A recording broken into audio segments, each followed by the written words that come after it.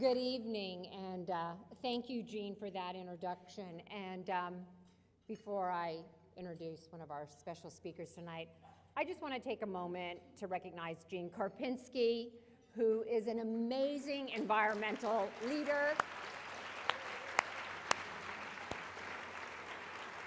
I met Jean when we were both young organizers over 30 years ago. And you know what? He hasn't changed a bit. He has hung in there, he has fought the good fight, and we hope you have another 30 years in you. Thank you for what you do and what you will do. So it's great to be here with all of you. We thank you for joining us tonight. And I know you're very excited about our next speaker. I have to say, being asked to come up here and introduce our next speaker is a little bit like being sent in to open for the Rolling Stones. You really aren't here to hear what I have to say. I get it, so I'm going to be very, very brief. Hillary is a true public servant. 4 decades of public service. First Lady of Arkansas, First Lady of the U.S., Senator, Secretary of State. During my EPA tenure, I once had the pleasure of Hillary's company when we visited a children's hospital in Washington, D.C. And we visited an emergency room where beds were permanently dedicated for children experiencing asthma attacks. And a lot of those attacks were made worse when the pollution was high. Hillary didn't just drop in on this visit. When we got there, she knew everything there was to know about air pollution and what it can do to families, what it can do to children. She had studied the issue. She had learned the issue. She had questions. She wanted to learn more.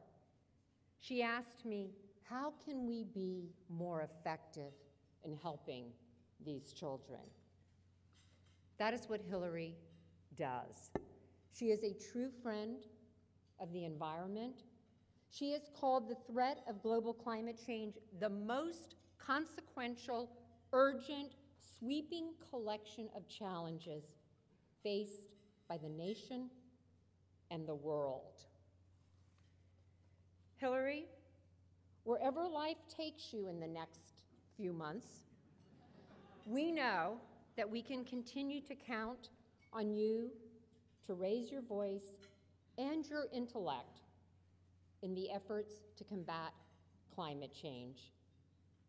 And we hope you know you can count on us. Ladies and gentlemen, please join me in welcoming Hillary Rodham Clinton.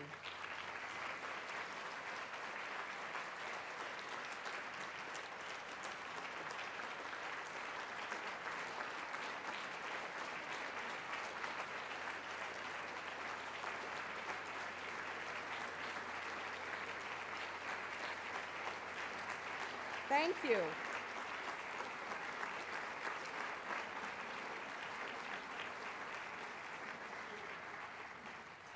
Thank you very, very much, Carol, and I would put you in the class of the Rolling Stones anytime.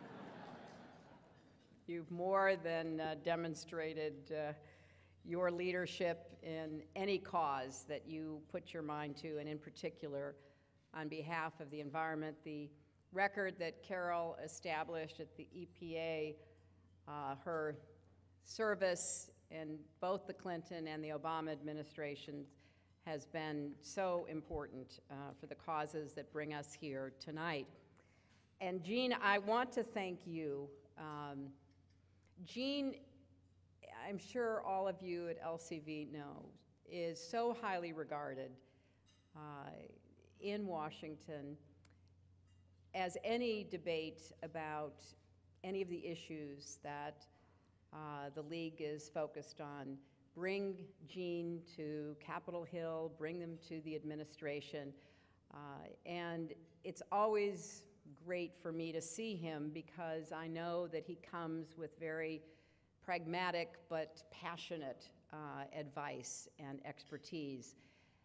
Now, in the audience tonight is the person who really did make Gene possible, and that is his mother. And I would like to ask Gene's mother, if she is here, to stand up so that we can all thank her for giving us Gene Karpinski.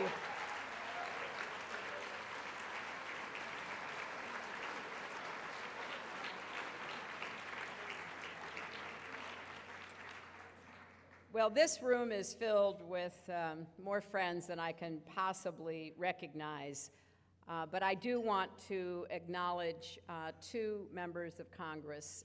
One has already been mentioned, my friend and a great champion of the issues that we care about, Sheldon Whitehouse. And Sheldon, thank you for fighting the good fight day in and day out. I know how challenging it is. And Nydia Velazquez. Is Congresswoman Nydia Velazquez here? I was told she was here. I didn't see her, but she's someone else who I had the pleasure of working with when I served in the Senate, and she represents New York City. I want to begin by thanking you for inviting me to come. The other night, I was at the New York Historical Society talking with Walter Isaacson in a conversation for the Society's annual gala. And Walter asked me if any historical figures had been on my mind recently. And I immediately said, somebody who will make great sense to all of you here, Teddy Roosevelt, and not just to our Teddy Roosevelt, his great grandson, but to all of us who care about what really is at the roots of the love of the environment, the nurturing and cherishing of our country, and increasingly in an interconnected world, our entire Earth. Now, it's not just because I loved Ken Burns's documentary, which I did, but because so many of the challenges we face today harken back to those of Teddy Roosevelt's time, from economic inequality to environmental degradation. Teddy Roosevelt understood that America's vast natural bounty and beauty had to be safeguarded, managed, and nurtured, and that if we did so wisely, it would be a source of perpetual strength and wealth for our nation. It is not what we have that will make us a great nation, he said. It is the way in which we use it. Now, that's as true today as it was in the time of the bull moose, and that's why we need the League of Conservation Voters as much as we ever have. For decades, you have worked in a spirit of inclusive bipartisanship to make Teddy Roosevelt's vision a reality, and you have never let us forget that stewardship must always be part of citizenship. And I thank you because, in part, your energy, your effort has made the environmental movement what it is and enabled it to make incredible strides. When industry dumped toxic waste anywhere it pleased until rivers caught on fire, when power plants and factories spewed smog into the air with reckless abandon, LCV stood up and helped shepherd the passage of the Clean Air and the Clean Water Acts. In the 1990s, as Carol remembers so well, you supported the Clinton administration's efforts to pass dozens of bills that strengthened these laws. Those actions helped pave the way for stricter air quality standards that reduced the use of ozone-depleting chemicals. And your backing helped expand the national park system to protect millions more acres of public lands. Years later, you pushed for and rallied behind President Obama's use of the Clean Air Act to set the first ever federal limits on carbon pollution from existing power plants, which are driving the most dangerous effects of climate change.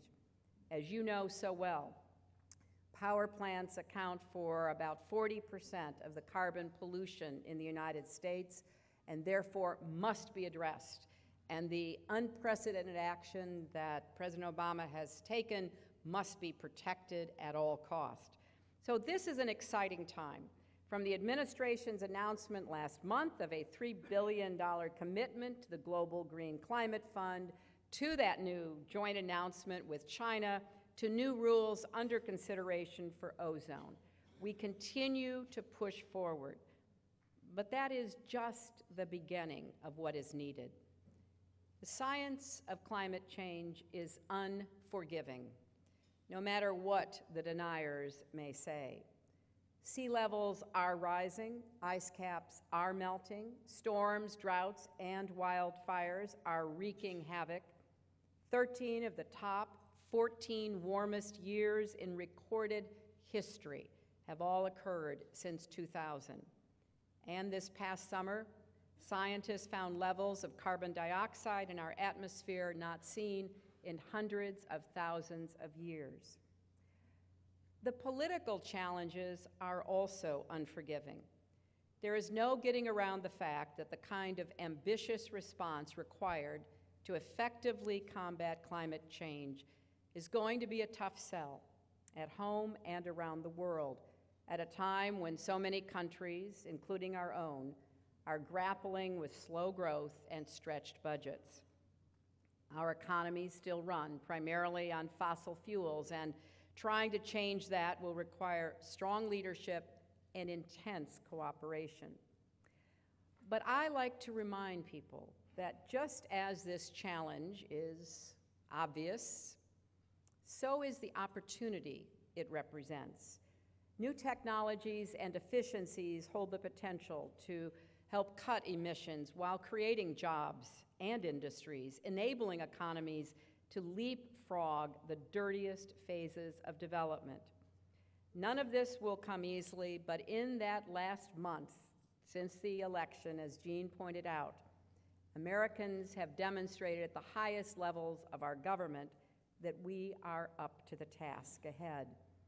Just look back to our country's history of finding innovative solutions to pressing environmental problems that protect our health and natural heritage while growing our economy. Back in the 19th century, much of our energy came from wood. By the time Teddy Roosevelt took office, our forest resources had been so depleted that we faced both energy and environmental crises. Roosevelt stepped in with national leadership that was both decisive and innovative. Now, at the time, his critics warned that his conservation policies would spell economic ruin, but instead, they actually increased the amount of available wood by making forestry sustainable. History repeated itself when LCV and other environmental groups were fighting to pass the Clean Air Act in 1970. Industry groups warned that this landmark piece of legislation would have disastrous economic consequences. Instead, thanks to well-designed policies and American ingenuity, the costs of meeting the environmental goals laid out in the Act and subsequent amendments have been far lower than predicted.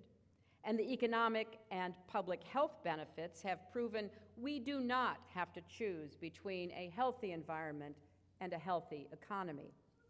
So to those who doubt the science of climate change and who lack faith in American innovation, just tell them, look at the record and look at what's already happening across the United States. Thanks to smart federal and state policies, academic research, private sector innovation, and the crucial work of groups like LCV, we are already advancing clean energy solutions that can begin turning this tide and can make America the clean energy superpower for the 21st century. We have the opportunity to invest in the infrastructure of the future, resilient enough to withstand the effects of climate change we won't be able to avoid, including next-generation power plants to produce electricity more cleanly, smarter grids to deliver it more effectively, and greener buildings to use it more efficiently. Under the Obama administration's leadership, smart policy and good old-fashioned American know-how has resulted in rapid growth in renewable energy and energy efficiency. The amount of electricity generated from wind, solar, geothermal, and other renewables has more than doubled over the past 5 years. Federal vehicle and appliance standards and building efficiency improvements have saved American businesses and households billions of dollars.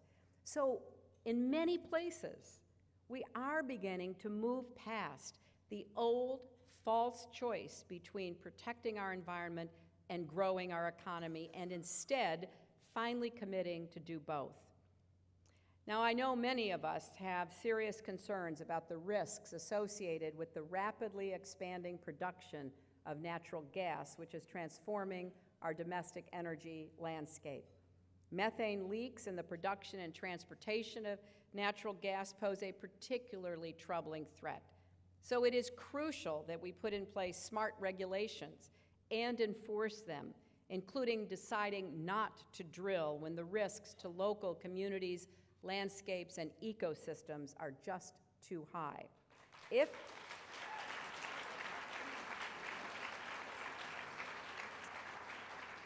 And if we're smart about this and put in place the right safeguards, yes, natural gas can play an important bridge role in the transition to a cleaner energy economy, reducing sulfur dioxide, mercury, and carbon pollution while creating tens of thousands of jobs.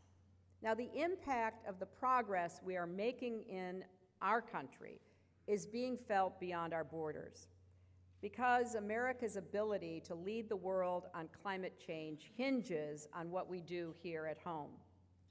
No other country will fall in line just because we tell them to. They have to see us doing it.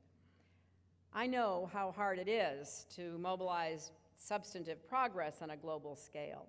When President Obama and I went to the Global Climate Conference in Copenhagen in 2009, we ran into a solid wall of opposition from countries like China, India, and Brazil.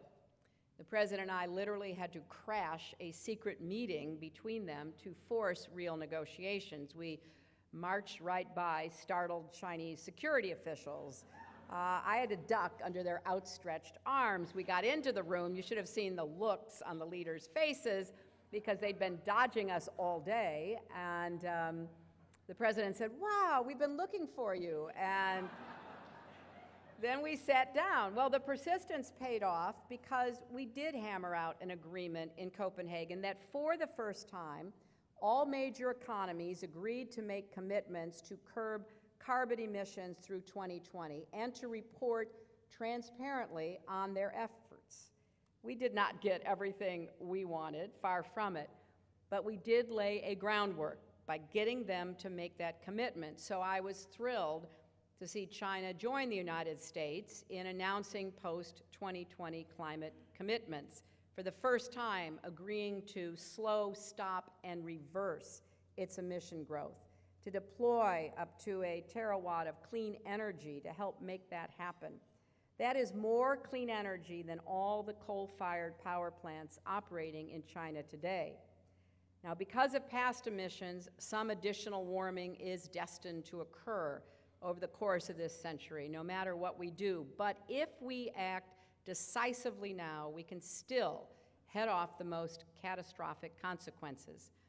Later this month in Lima will be another important opportunity.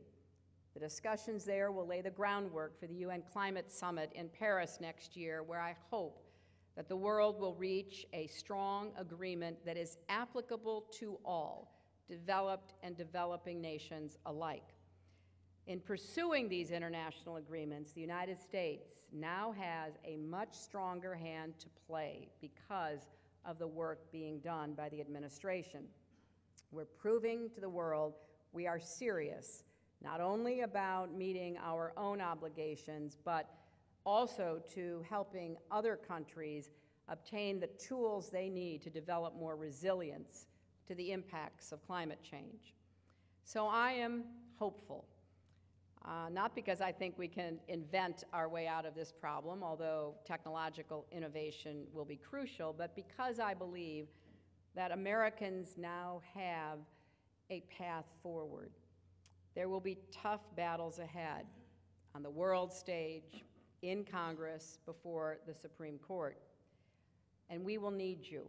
We will need you to rally support from President Obama, for Gina McCarthy, all those who are fighting so hard to keep the progress going. We already know that, unfortunately, this past election has led to even more members of Congress who are committed to trying to turn the clock back on that progress.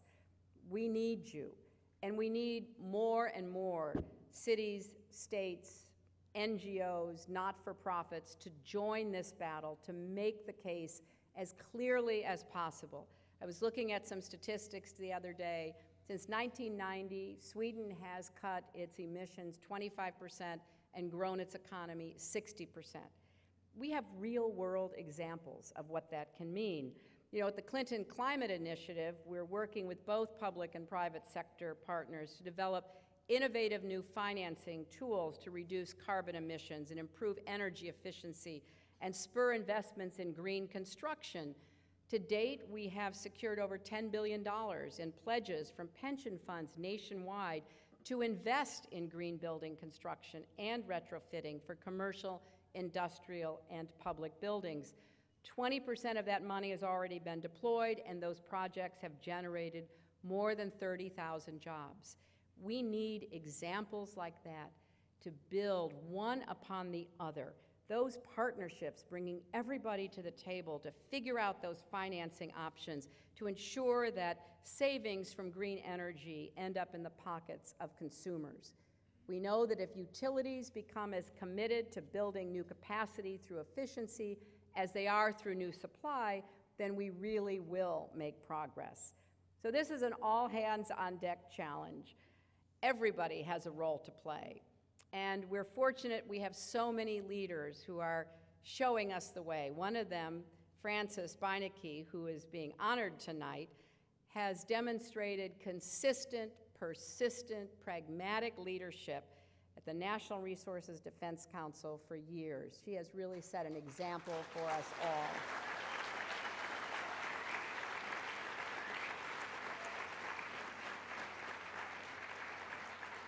So, as Teddy Roosevelt might have said, probably did say, we have to use this opportunity. It really is up to us. We have to remain in the arena in the fight for a clean energy future and against climate change. We have to dare greatly and lead boldly.